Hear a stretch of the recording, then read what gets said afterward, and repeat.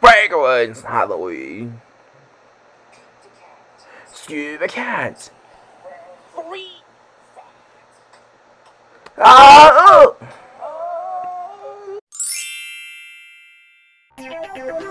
Franklin's Halloween. Franklin could count by twos and tie his shoes. He knew the days of the week, the months of the year, and the holidays in every season. Today was October 31st. It was Halloween. Franklin could hardly wait for tonight's costume party. Everyone would be there. Franklin and his friends had talked about the party for weeks. There would be games, prizes, and even a parade. Best of all, there would be a haunted house. "I think there'll be bats and spiders," said Franklin. "And skeletons," added Beaver. Rabbit shivered. "My sister says she saw a real ghost in there last year."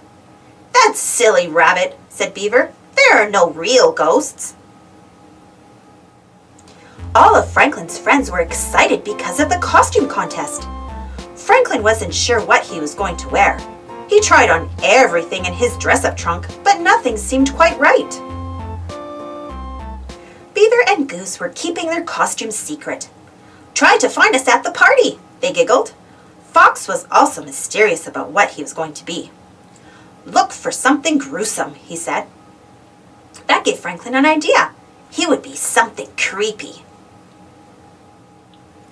It took Franklin more than an hour to make his costume. As soon as it was done, he sneaked up behind his father and tapped him on the shoulder. "Trick or treat," said Franklin. "Ah!" gasped his father. "Who are you?" In his deepest, spookiest voice, Franklin answered, "It's me, Franklin Stein." On the way to town, Franklin tried to guess who was inside each costume. "At least I don't have to worry about finding Bear," said Franklin. "He's always a ghost." By the time Franklin and his parents arrived, the party had started. Franklin spotted a ghost at the apple bobbing and hurried towards him. "Hello, Bear," Franklin said. "Ooh," answered the ghost. "That's good, Bear," said Franklin. "You sound really scary." Franklin bobbed for an apple, then he ran to the pumpkin toss. It was his favorite game because he always won a treat. Franklin's bag was almost full by the time the judges announced the costume contest. While everyone lined up for the parade, Franklin tried to find more of his friends. He thought he recognized Beaver and Goose, but where was Fox? They marched around the building twice. Franklin made horrible monster sounds and shuffled with stiff, straight legs. He won a prize for being the best green monster. There was only one more thing to do. Go into the haunted house. "You first," said Beaver, pushing Franklin towards the door. It creaked open. A skeleton rattled. Chains clanged. There were moans. Franklin stepped on something crunchy. Suddenly, a big hairy hand reached out of the darkness. Franklin's heart beat hard and fast, but before he could scream, a light was flicked on. "Trick or treat," shouted Mr. Mole. Franklin looked around nervously. Then he laughed. The hairy hand was only Mr. Mole's mop. "Here's a treat for braving the haunted house," said Mr. Mole. "A ghost came before you. He got so scared he flew away."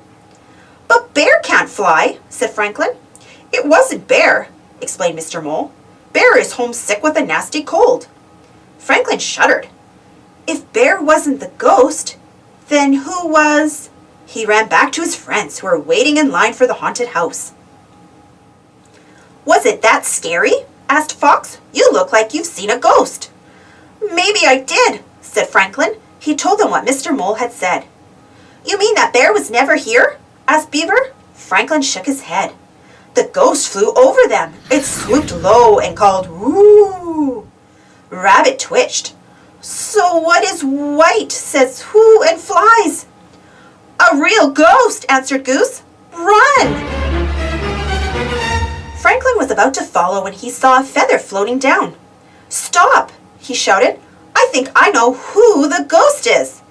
Franklin showed them the feather. "Look, it must be Mr. Owl." Even Rabbit giggled when he realized the trick their teacher had played. By the end of the party, everyone's bag was full. "Poor Bear," said Raccoon. "No treats for him." "We could share our treats with Bear," suggested Franklin. All the friends agreed. They each put some treats into a bag. Then they walked to Bear's house and left the bag on the doorstep.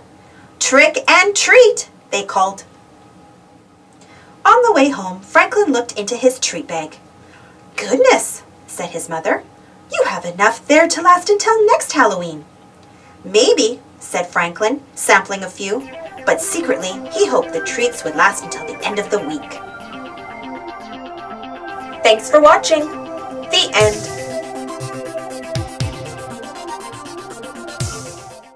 The end. Huh?